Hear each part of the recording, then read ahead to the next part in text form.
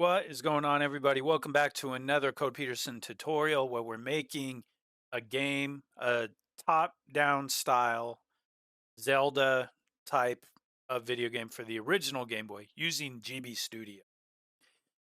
And we've brought in all of our images. We've brought them into GB Studio. We have most of our sprite work done. And we even added our solids around the outside of the levels and have a moving character. And today we're going to kind of extend this on, and I thought from here on out, each tutorial will kind of be its own level at a time, kind of break these down that way. So I guess this one, we're going to talk a little bit about variables. We're going to talk about projectiles and also some display dialogue, I guess is what we're rolling with on that. Now I did do some more work with my image sprites. Last time I just had that one picture of a hammer, and I did have it for all angles, just because I don't think in GB Studio I can take a side view of the hammer and rotate it 90 degrees. I know I can flip it left and right and I can mirror it, but I don't know if I can rotate them through. So I went ahead and I just put that together.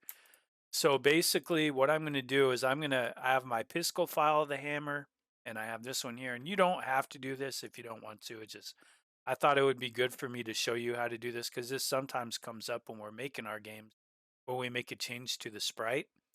I'm going to copy those from my downloads folder. And then this is my Thor assets folder. And then I'm going to paste, and I am going to replace the files in the destination. All right. Now, the other thing that I need to do is with this hammer here, I'm going to copy that hammer PNG file, and I need to also change it in the game because we already imported it in here. So if you remember last time, we made our Thor Adventures folder. We put it inside our Thor Assets folder. I can double click there, and then there's a thing here for assets, and then we can in here find our sprites, and then you'll see there's the hammer in there. I can right click and paste, and I'll replace the file, and it changes it in there like that. So don't forget to go in and change those if you need to make any changes. That goes for the backgrounds and everything else. Just something that comes up from time to time and is good to know. Okay, so going back up here real quick, like I'm gonna find my sprites, and then here's my hammer on here, and then I can switch this up to uh, 4 directions in movement. When the object is moving to the right or is idle to the right, this is what it looks like. And then and I'll flip this, I'll have it flip right to the other side. And then um, when it's idle up, I'll click and drag and select these up here and erase those. And then I'll select up hammer here, just like we did with the. And then for idle down,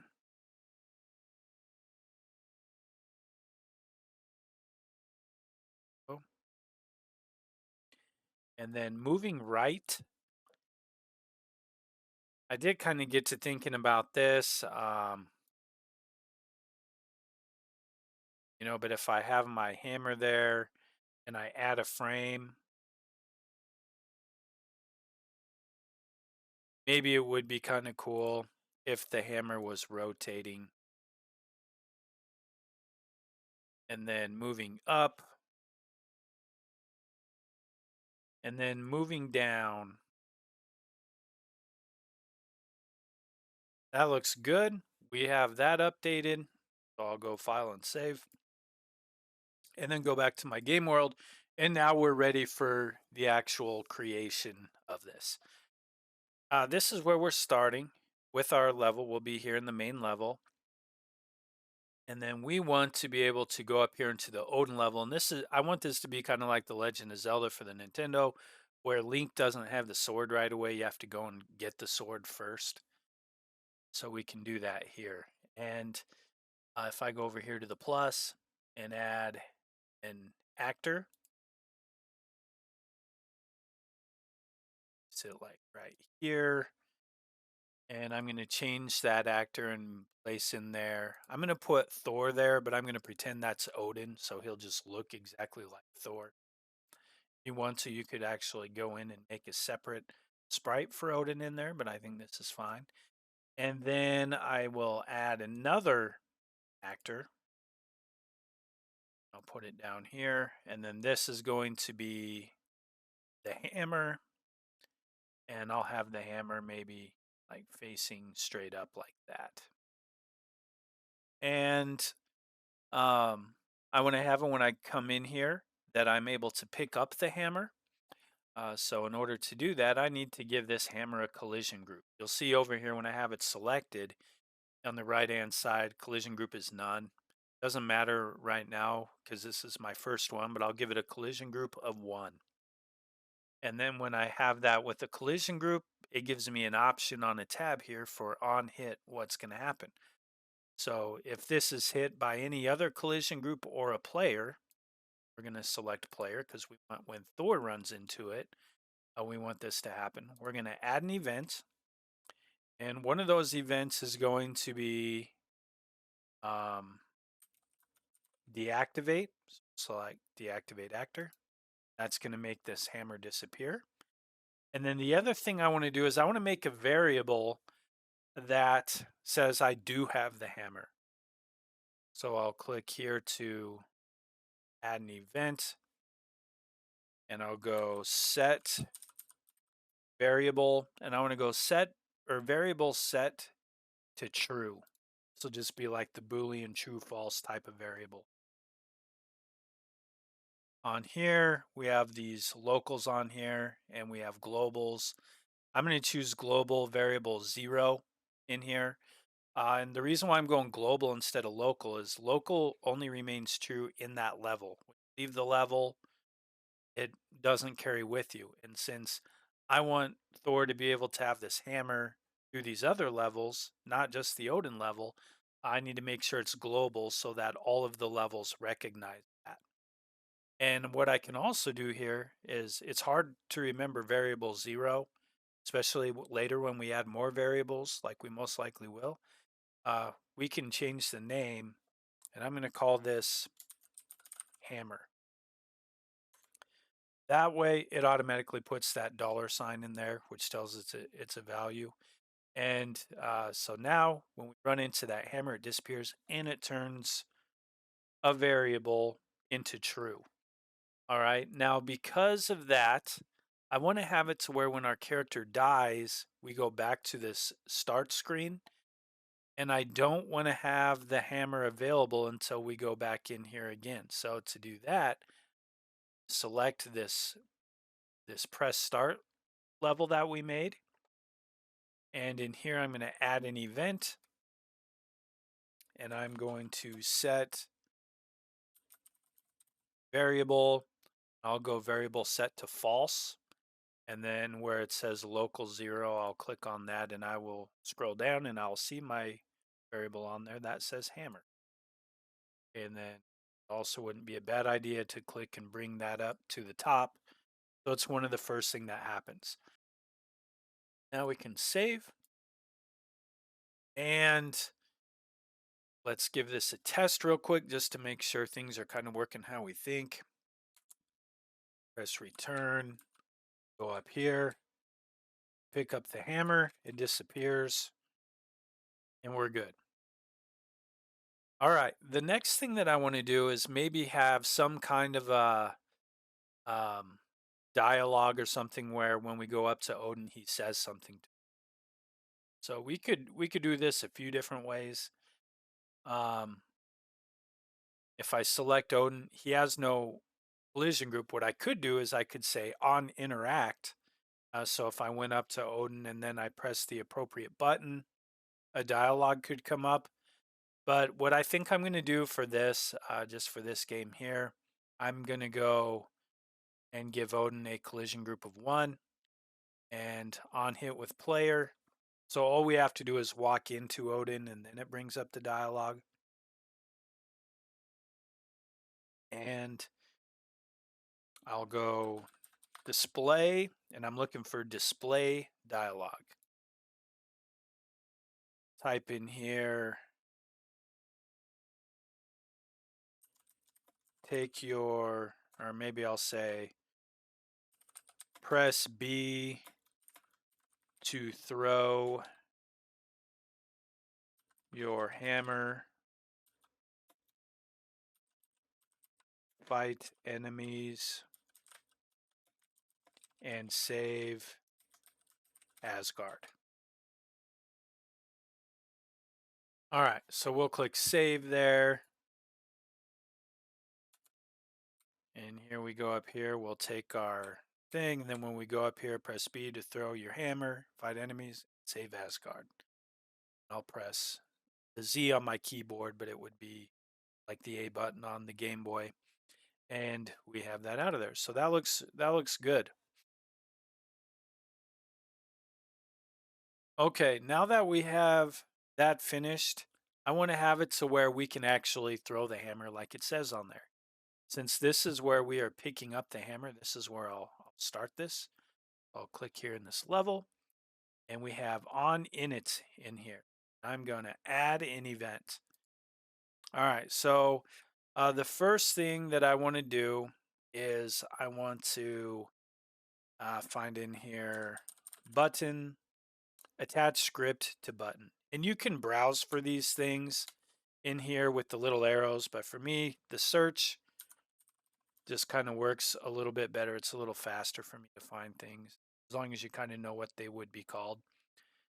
So attach script to button, and I'm going to say, yeah, the B button on there. When I press the B button on press, what's going to happen? I'm going to add an event, and I am going to um, launch projectile.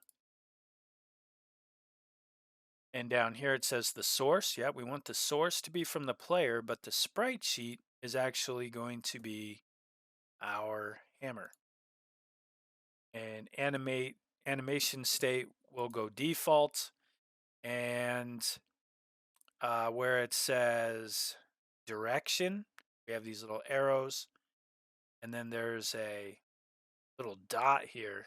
I could click on that and I can select actor direction.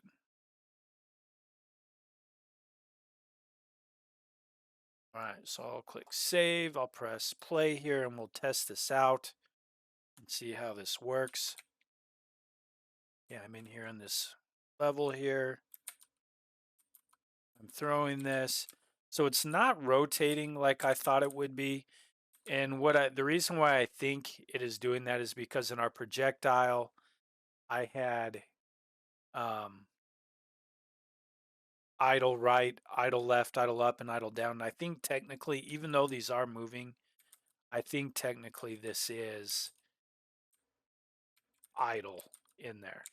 So that's something I might play around with later. But I do like how the top of the hammer is at least moving. So that's good. You'll also notice here there's offset X and offset Y.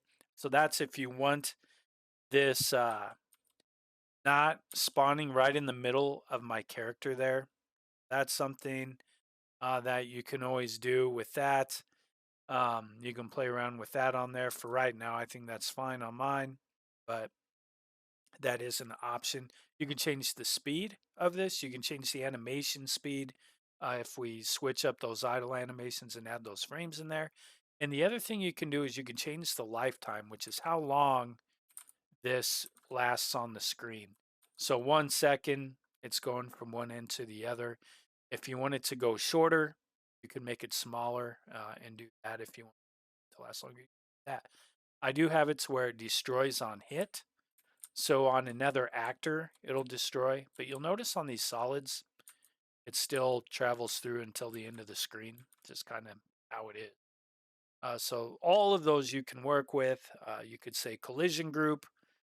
Um, this hammer is a collision group of 3.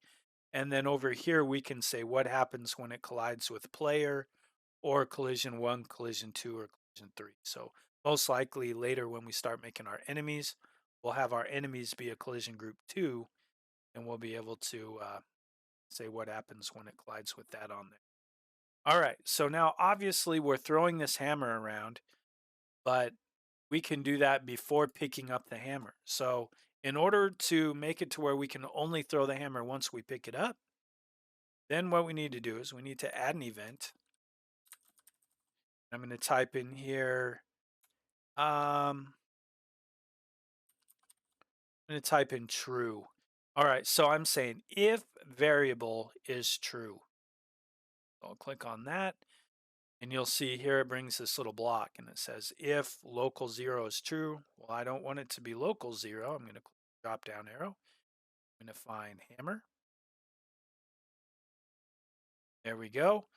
And now when hammer is true, this is going to happen. So you can arrange this a few different ways, but it doesn't always work. So the best way that I get this kind of thing to work most often is if hammer is true, and I click and drag this and I bring it right underneath the attach script to button, right underneath where it says on press, and then it moves that little script in there.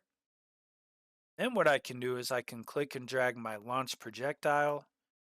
I'm going to click and drag and bring that up to the true section of my if hammer is true.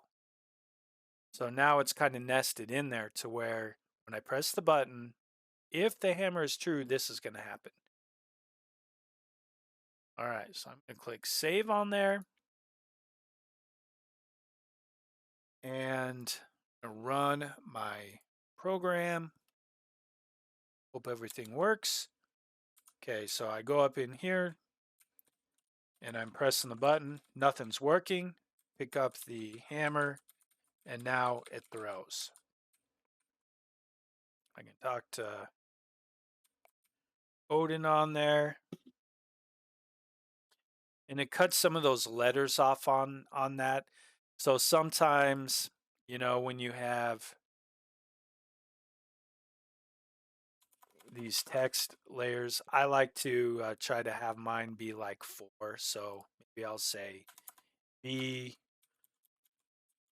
throws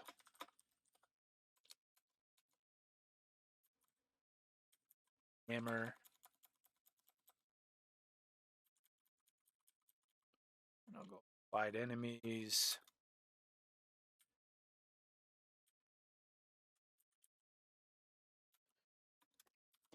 And save Asgard. So then it doesn't lose my area in there, or it doesn't cut out some of my letters. Now another thing you can do, if I really wanted this to be multiple or a longer text string in there, I could go here to where it says plus, and I can add another text line. And then when I press that button, like your A button on your Game Boy, it'll take you through the first text on there, and then in the second line, it'll take you through that, and then you can add as many of those on there as you want. But I don't want this to be a super long dialogue, just something to give the players some information on there. All right. This script on here looks good. So what I'm going to do here is I'm going to click on that event. I'm going to copy the event, and I want that to hold true on the rest of these levels. So when I select main, I can go up here, and since there's no other script on this level, I can click that drop arrow and I can say replace script. It's going to add all that in there so I don't have to do that manually. Then over here, I can go replace script. Over here, replace script. And then down here, script. All right, now save this. Last thing that we probably want to do with this level is because when we pick up this hammer, when we leave that level and then we come back, this hammer is going to be back.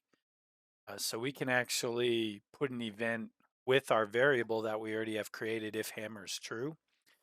So we'll just go over here to our, select this level, and on init, we'll go down here and we will add an event, and we will go if variable is true. Scroll down here and I'll select that drop down menu and I will find my hammer variable. So if the hammer is true, then I'm going to deactivate the actor and we're going to deactivate the hammer. All right, so now I will click and drag that and bring that up to the very, very top. Save. So now let's give this thing a quick test here. Start. So I'll go up here. I can't fire my hammer. I'll throw the hammer. Okay. I'll leave the map. I'll go back up here. The hammer is still gone because my hammer variable is true. I can get out of there. And now I'll go into this level here. That works. We have this lock, which actually we can obviously go through it now, but we'll get to that on another day. And then we'll go back down here. And we have everything working with this. And there it is. That's our first kind of little stage of our game that we have created. In our next tutorial, we're going to work on this key level. So we'll add a key in there, which is obviously going to give us another variable that we're going to set to true. And then we're going to have some enemy fighting. It'll be going on in this level and also in this doorway before we get to it. And then we're also going to, with that, have where our character can be hurt and have a game over. I appreciate you all watching. I love the feedback that people are leaving in the comments. Some great tips in there, and it just makes it even more fun to do this. Is just with this cool GB Studio community that's out there online. Thanks for watching. We'll catch you on the next video.